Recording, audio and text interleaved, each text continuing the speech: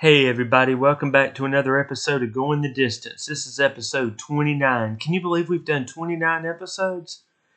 Man, time's flying and what a great ride it's been so far.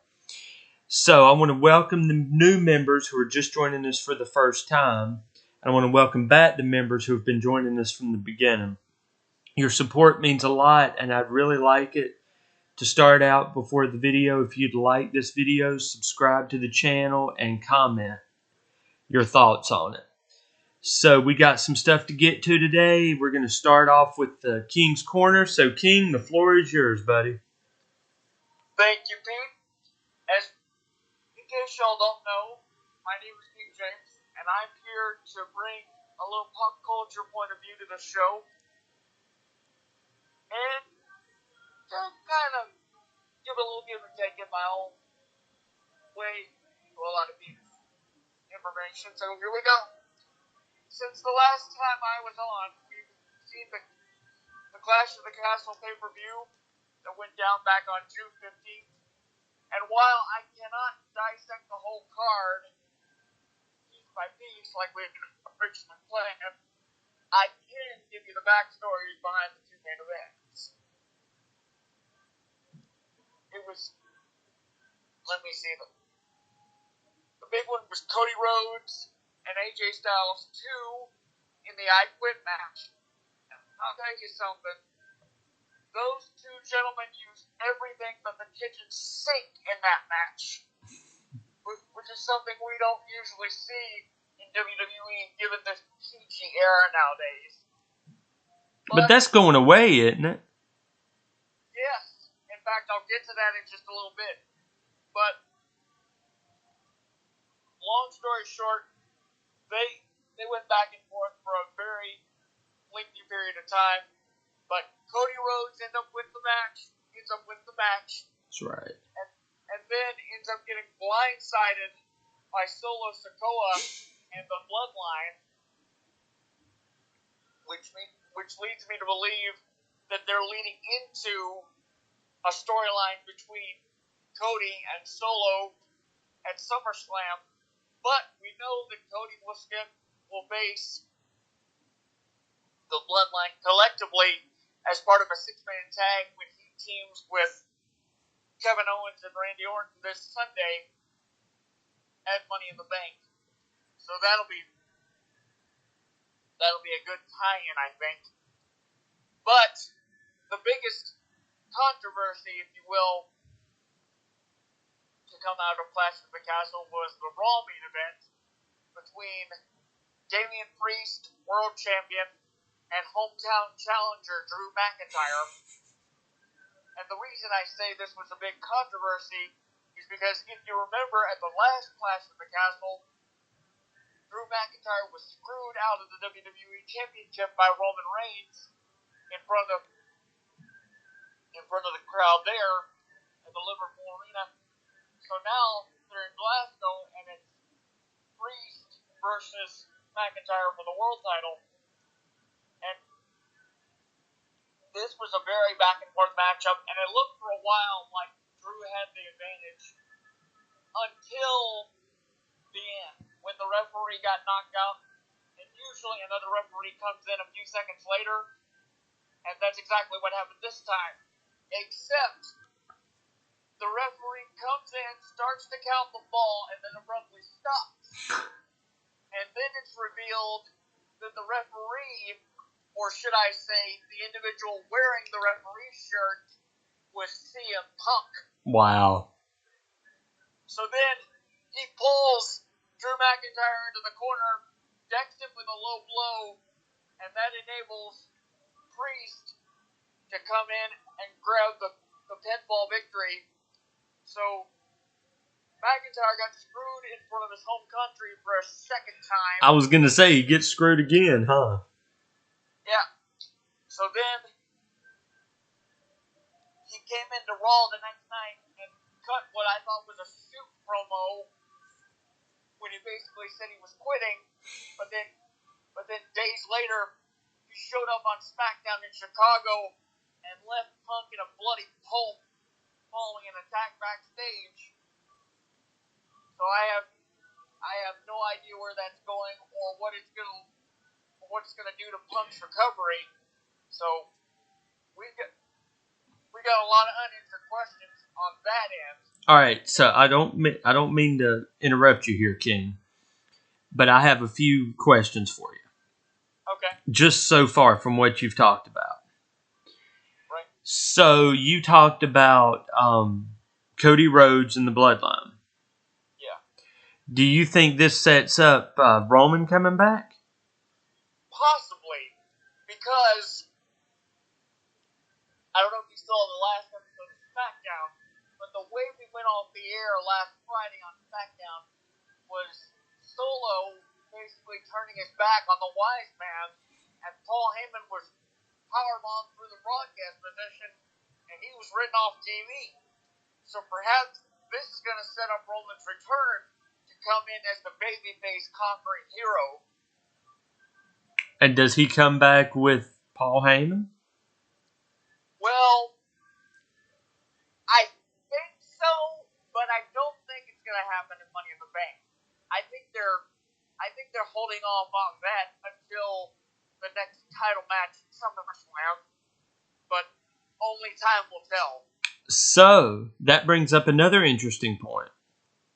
If they want this to be, if Roman does come back, maybe he comes back and he sets up a storyline with Solo and all that.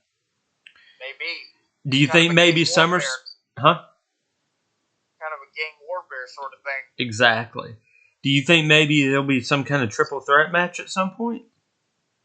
Well, like I said, we have to really pay attention to each of the puzzle pieces of the storyline to kind of dissect it ourselves, but I don't really know for sure. But I do know that they are intending to make it seem like Roman's going to come back as the babyface. I think so. Right. From what I've heard from the stuff on Pat McAfee, I think they're setting it up for him to be a babyface. And that leads me to something else. We finally saw in recent weeks the debut of the Wyatt Six. Oh, wow. And in the last 2 weeks, we've seen this Carrie-like figure bring these vintage VHS tapes to the broadcast table, and both of those tapes show a broken down Bo Dallas basically venting his emotions to Uncle Howdy. Okay. But from what I can gather, Bo Dallas is Uncle Howdy. I mean, it makes sense.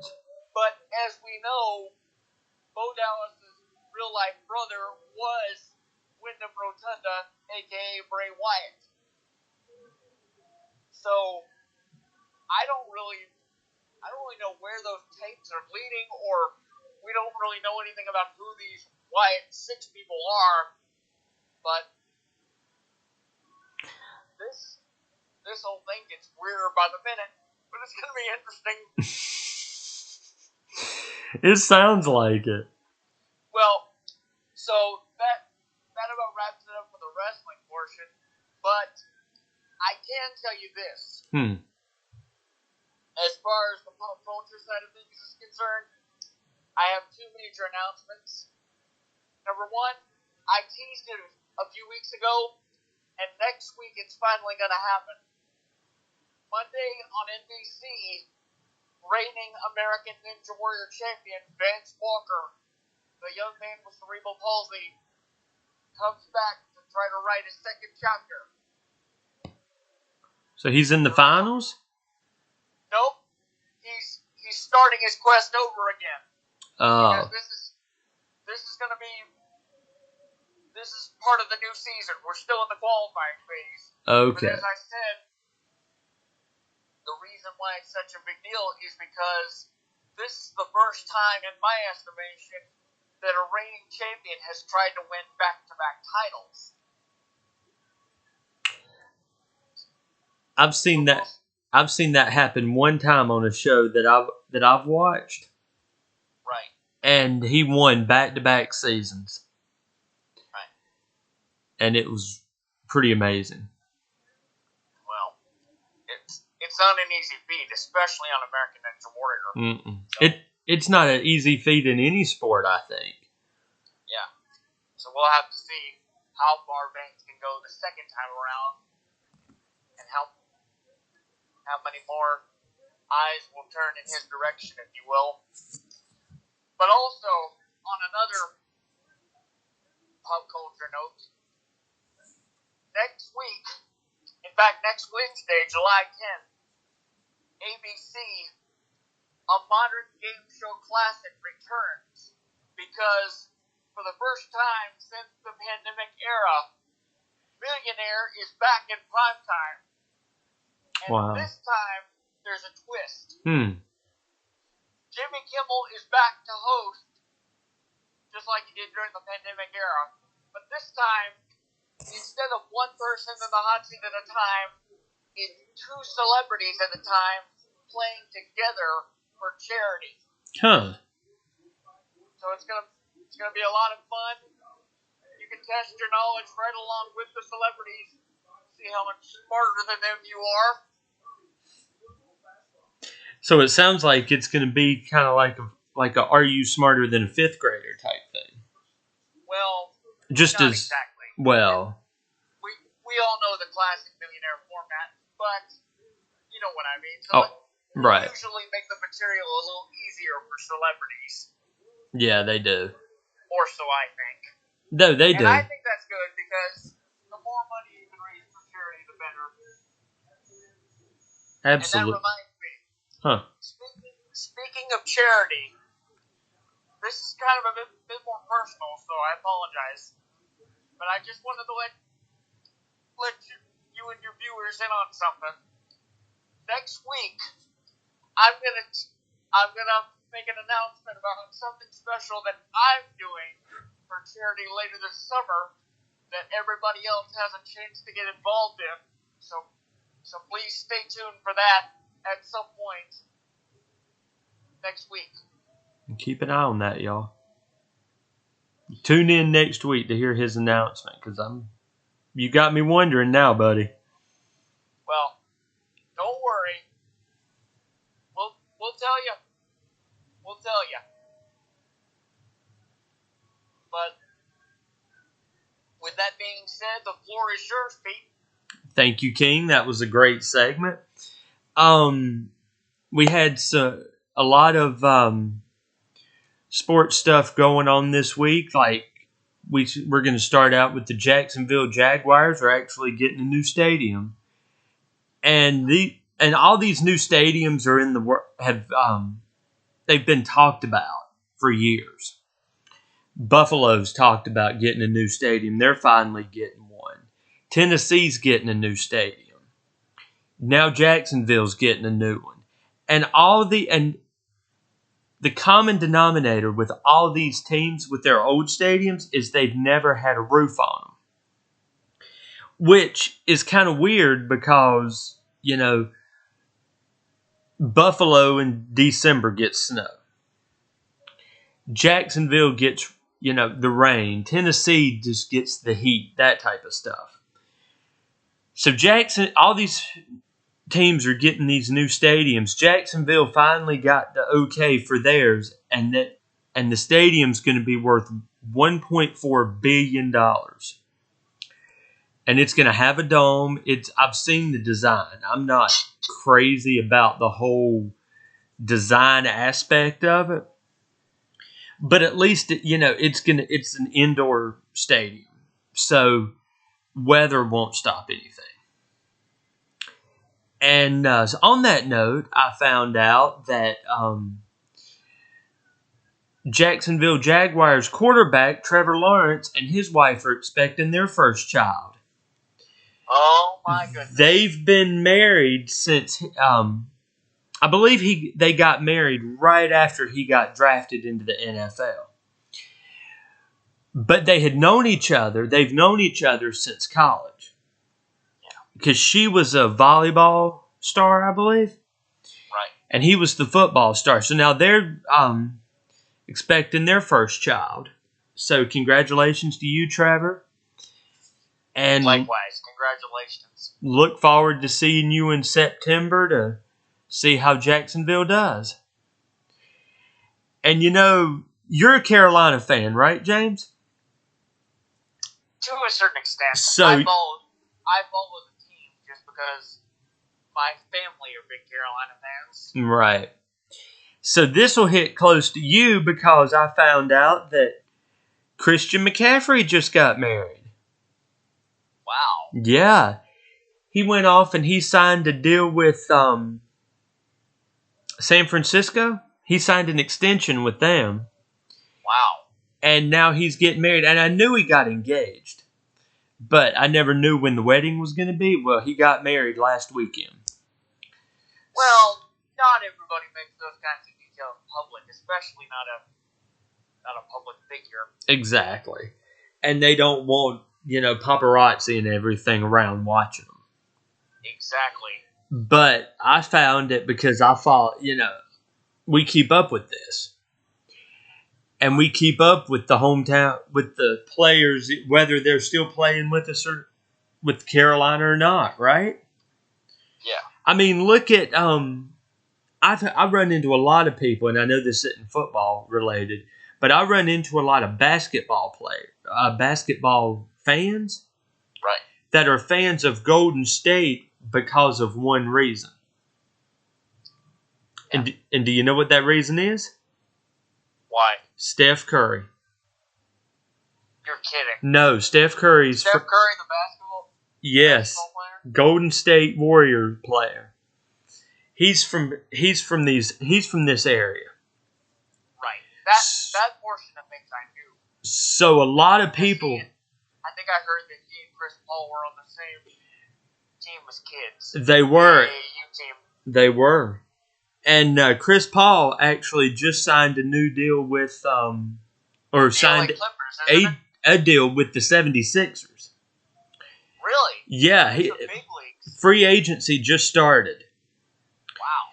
And so I've got some stuff to talk about with that too, which is funny because Golden State's one of my next topic actually. Right. But, or a player that was with Golden State is a topic.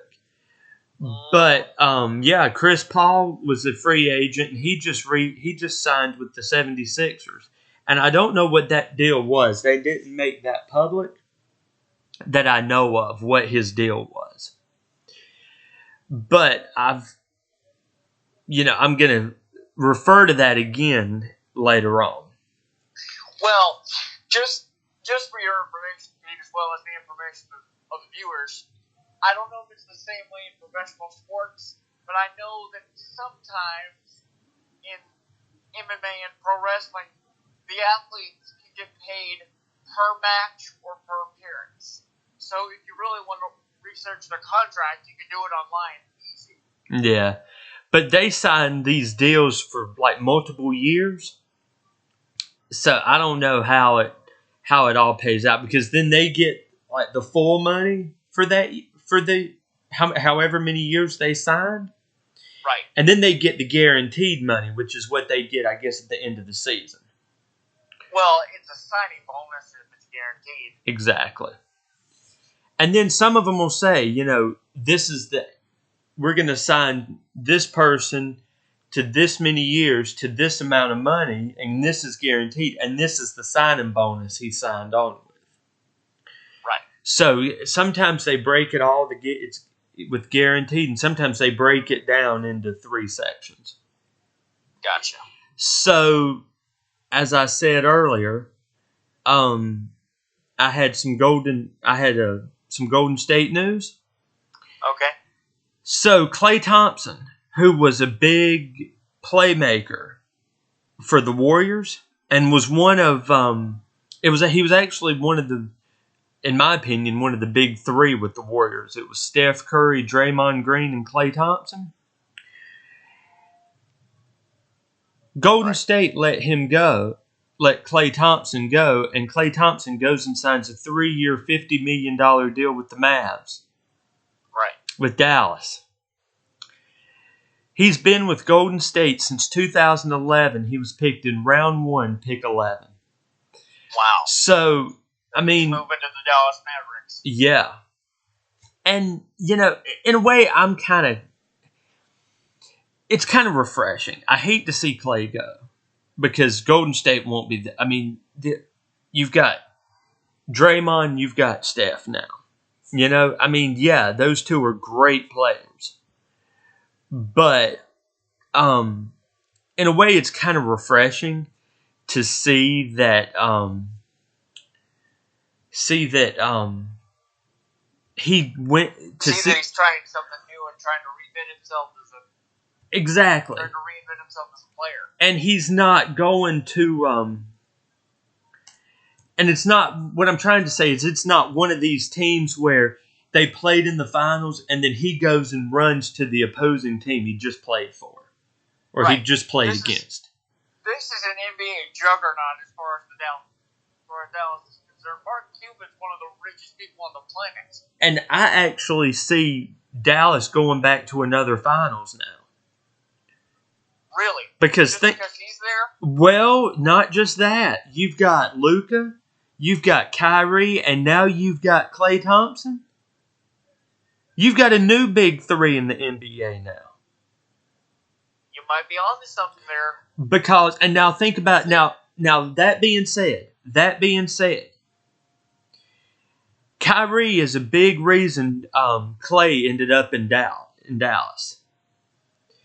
Because another offer he had was with the Lakers. And you know who else plays for the Lakers is LeBron James. Exactly. And LeBron just re-signed with the Lakers on a 2-year, $104 million deal. He just did that today. Not to mention he's also making big-time money as a television producer. Right, and his son now plays for the Lakers because we just had the NBA draft.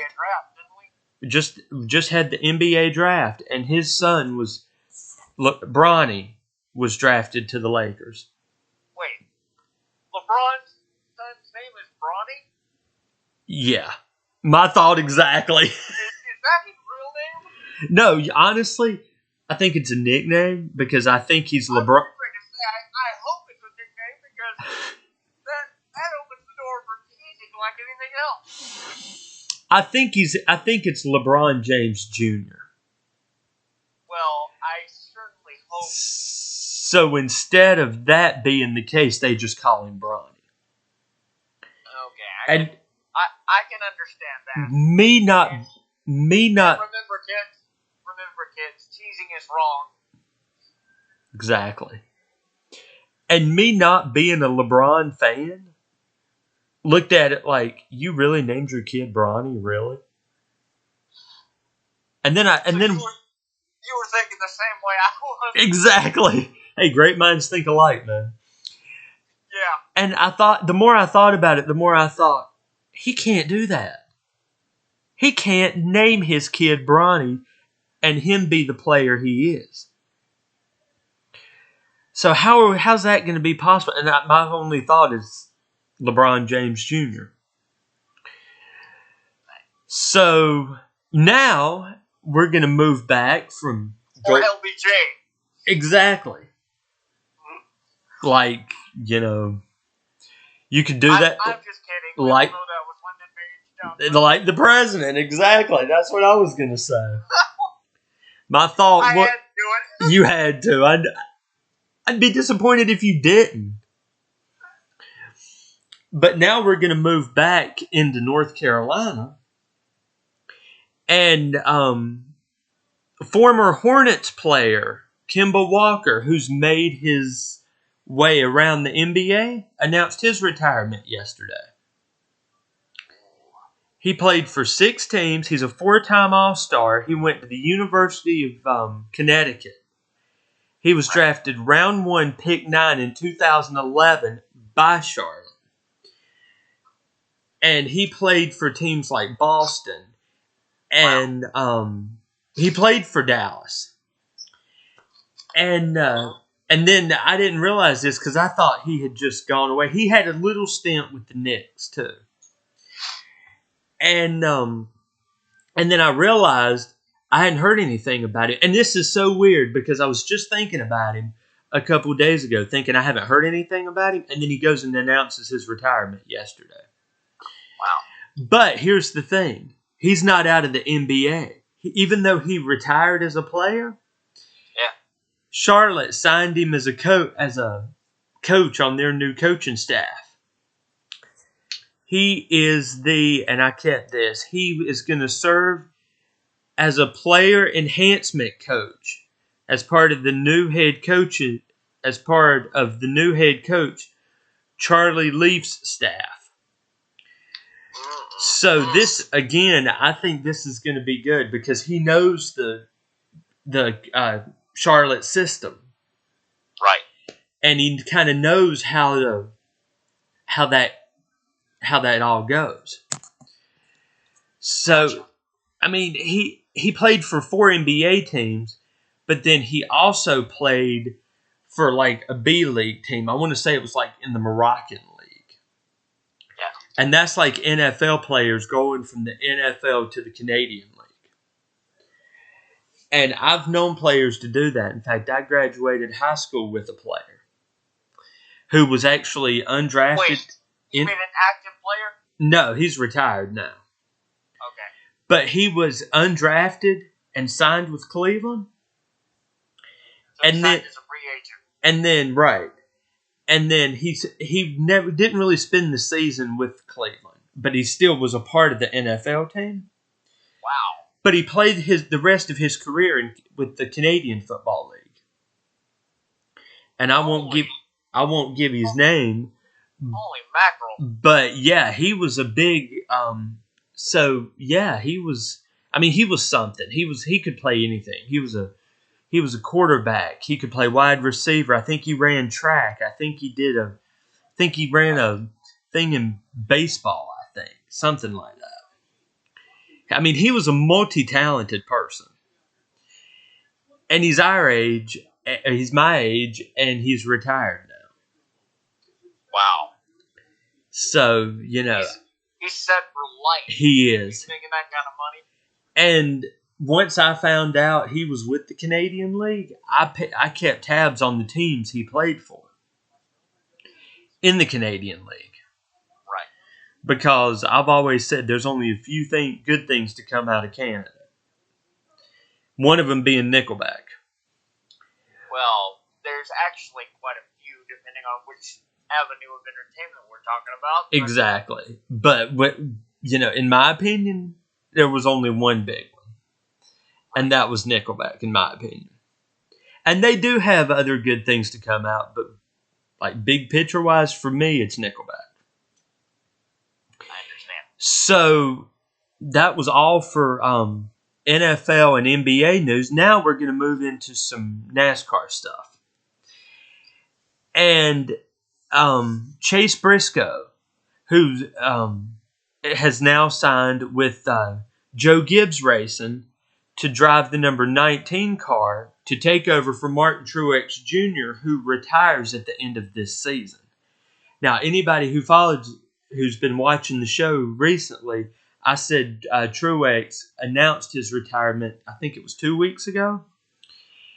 I do believe you're right. And said that this was going to be his last season. And he did, he's been going through some stuff too because his girlfriend just passed about a month ago, I believe, from cancer. And Our condolences, obviously. She had been sick for years, and everybody thought she was in remission, but it came back, and it got her in the end. And her name was Sherry Pollock. I couldn't remember the name at the time, but her name was Sherry Pollock. And I have to say something since you brought that up. What's that? Here's the thing about cancer, just for the benefit of you viewers. Cancer, as well as any physical condition, things can change in a day. Absolutely. So if you think something serious is going on, please get tested as quickly as possible. It might help save your life or somebody else's life. Exactly. So then we raced in Nashville last week. And after a rain delay, several rain delays, they finally got it all finished. Right. And Joey Logano won the race in Nashville. Wow. Yeah. He's been in the game for a long time. He has. 15 years now, isn't it? Something like that. In fact, they do when they do local races, these NASCAR drivers are able to show up, and you can meet them.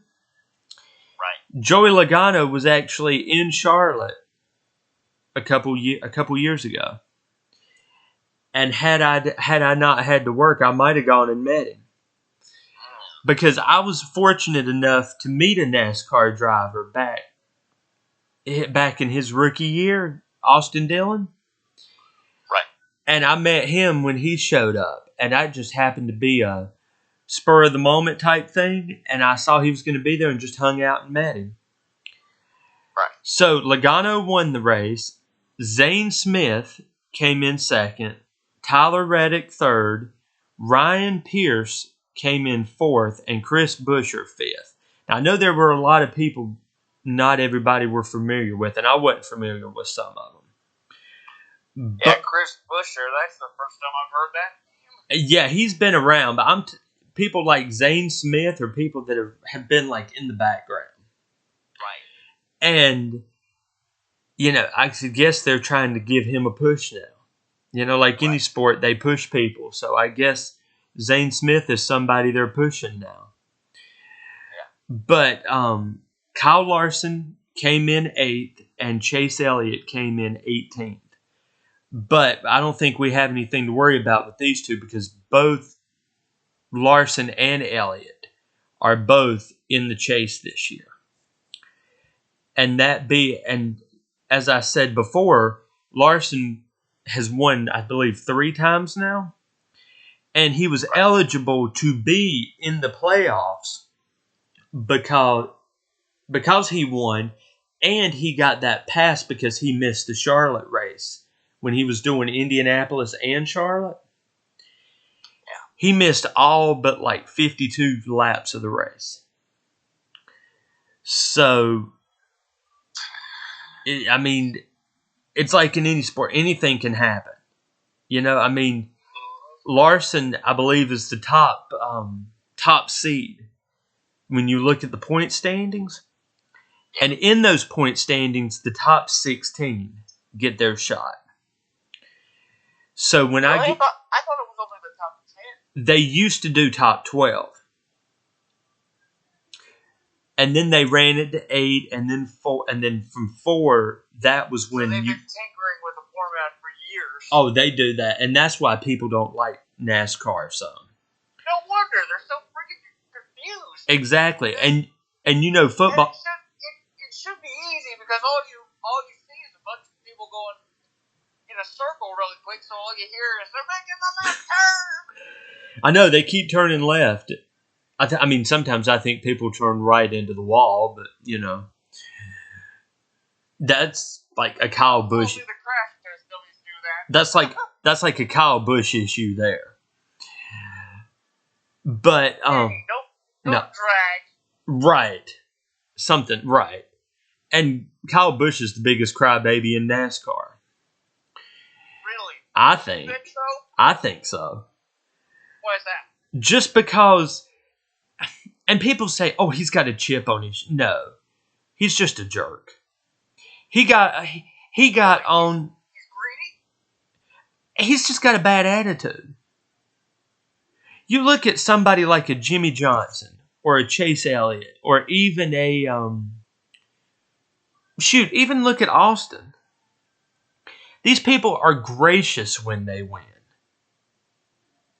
Even if they finish in the top 10, they're looking at it like, I got points, I'm in the chase. I would have loved to have won, but the car wasn't fast enough, or we were just at the wrong place at the wrong time.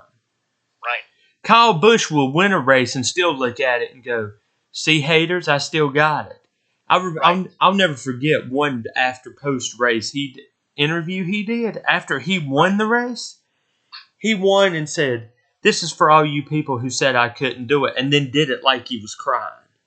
Well, I have to say something here, Pete. Because, with all due respect, I can understand you saying that some people are a little more generous than others. But let's be honest, there are jerks in every sport. I mean, look at it this way. A lot of football players are the same way. Oh, they are. Hey, Tiger Woods is the most accomplished golfer we've ever seen. Right. But he's a bit of a jerk because if anybody talks, he gives them a look. Right. And a lot of that with Tiger, you could chalk that, and people said this about Tom Brady, and I didn't believe it. And I don't believe it. They said, "Oh, he's just cocky because this, that, and everything else." It's like, but he's got the wins to back that up. He wasn't cocky. Well, it's like I said. He wasn't cocky though. It's like I said. If you can back something up, it's not being cocky. It's just being confident. Exactly. And and that's it. Brady is confident. Tiger got cocky. In fact, you know what I think happened to Tiger is he got too much money. Well, sometimes, and this is a good life lesson for you viewers, sometimes confidence is a good thing as long as you don't flaunt your successes in people's faces. Right, and that's what Tiger was doing. And he was like, "Oh, I can do this and this and this, that, and everything else." But when it came right down to it, he's lost his edge now. Right. Yeah, he'll go down as one of the greatest golfers of all time, but he's also got an asterisk next to his name, too, after all the stuff that he went through before. Right. So, something I did forget to mention in my NBA news is Jason Tatum, the big Celtics player I talked a lot about. Uh-huh. He signed a max 5-year, $314 million extension. Wow. So now he's with Boston, locked up with Boston for 5 years. And I saw something the other day that said a lot of the people from the championship Boston team are now coming back to have re-signed or are going to sign extensions. Wow. So could I can't think off the top of my head. I'll have to go back. I'll bring that up next week. I'll do my research again and bring. You can put that in next week. Yeah, I'll bring it up next week. And this is just going to happen. Sometimes we're going to forget things through the conversation. We'll catch you guys back up when the time is right. Yeah, so next week, even though I brought it up with Jason Tatum, I'll bring him up again next week, plus the other players that re-signed. Because, I mean, like I said, the Mavericks could go back to the finals with their big three, and now Boston signed their people. So, this could be a big thing now. So that was all for sports news. So now we're going to move into some music news. And what we're listening to this week is Collective Soul. Oh, one of my favorites. Mine too. December in Hollywood. Yep. Mine. I've actually got December. I've actually on a song we're listening to. I've actually got 3, and December's one of them. So they formed in 92 in Stockbridge, Georgia. So good Southern boys. Oh. They were formed by brothers Ed and Dean Rolland. In fact, come to find out, they were in a different band. Ed was in a different band. That band decided to do their own thing, and then he got his brother, and formed Collective Soul. Well, it's quite common. I mean, Paul McCartney formed weeks after the Beatles broke up. Exactly. So they've had 12 albums, studio albums, 2 live albums, and 38 singles. Wow. What a resume. And get this, they're on tour with Hootie and the Blowfish this summer. Holy moly. And they're coming they're actually going to be in Charlotte in September. And that's the Hootie and the Blowfish Collective Soul Edwin McCain tour.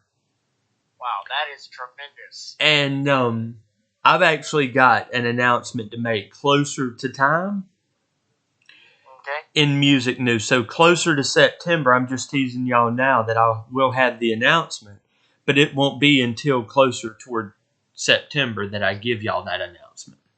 Right. But they've had the songs that we're listening to this week are Shine, December, and The World I Know.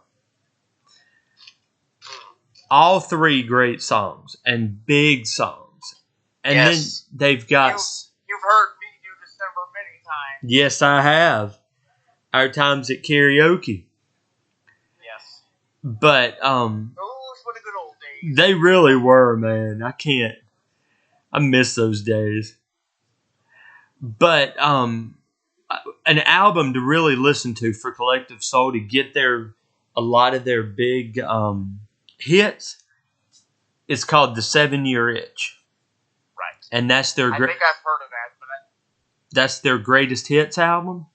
Wow. And I actually own that album. In fact, I knew about them, but I never... They were the type of group that I could listen to and be like, I know that song, but who sings that? Mm-hmm. Because I'm a big 90s person anyway. Same here. I mean, I would listen to my brother play the riff of December on the guitar, but I couldn't for the life of me figure out what the song actually was. Right. And then when I finally heard it, I'm thinking, that's it. Yep. That's how I was. And that's how I was with Collective Soul. And then I got the 7 Year Itch, and I'm like, now I know the group, and I love the group. Right. So go check out Collective Soul. If you can buy tickets to their concert, go check them out live with Hootie and Edwin McCain. I second that. That's going to be amazing, no doubt. It is, and it's going to be a good summer show. Right. Because Hootie plays a lot of Hootie's sets will be like beachy type sets. Wow. So just in motivation this week. Actually, excuse me, Peter. Go ahead. I have something that I want to say that's a little personal for motivation this week. Okay, you take it this week, man. Guys, you've heard Peter say many times on this show that the golden rule is treat others the way you'd like to be treated. But the bottom line is this. While that is very important, it's also important to stay true to your values, but also take what your friends are trying to do for face value. And the reason I say that is because last week I had something very personal and very unexpected happen. I had a friend who endured a tragedy that was very unexpected. So I can understand that they'd be a little more sensitive. But I made the mistake of being a little bit insensitive in one of my messages just because I was concerned about something else going on in my life. Right. So I voiced that in the message, but then she told me to cease contact. So then fast forward, I decided to try and apologize. But I hear nothing. Then I try to send her a couple of emojis just being silly, and I get blocked. So the reality is, yes, I violated a boundary, and I apologize for that. But my intentions were good. Right. So the reality is, boundaries are important, but there has to be a little give and take. Right. And because while you never know what somebody else is going through, it's a two-way street. Right. And on that front, you being the friend, you're just looking out for her. Exactly. So, pay attention to what your friends say because their advice is probably something you need to hear. Exactly. And take that and not just You don't just throw it to the wayside. Really sit and think about it. So while we can all agree that boundaries are important, there has to be a little give and take. Absolutely. Because I never meant to hurt anyone's feelings, and while I'm not going to say who that person is, I can say I'm truly sorry, and I wish you nothing but the best. Well, if it's a woman, yes, it's a female. If she hears this, he really is sorry. He didn't mean it, and sometimes we say things we don't mean. I mean, sometimes we say things. It sounds better in our head, but then when it comes out, it just doesn't come out right. Right. So, life lesson: listen to the people that care about you, because they do care about you. Right. And they just want what's best for you. Yeah. Yes. We can agree on that. We sure can. So I think that's about all for this week. You got anything else, James? I do not. But remember, stay tuned for my announcement coming up in the next few weeks. Yep, and mine at the end of probably the end of next month. Right. So I hope everybody has a happy 4th of July. I want to thank you guys for going the distance with us today. And have a good weekend. Be safe. God bless. Agreed.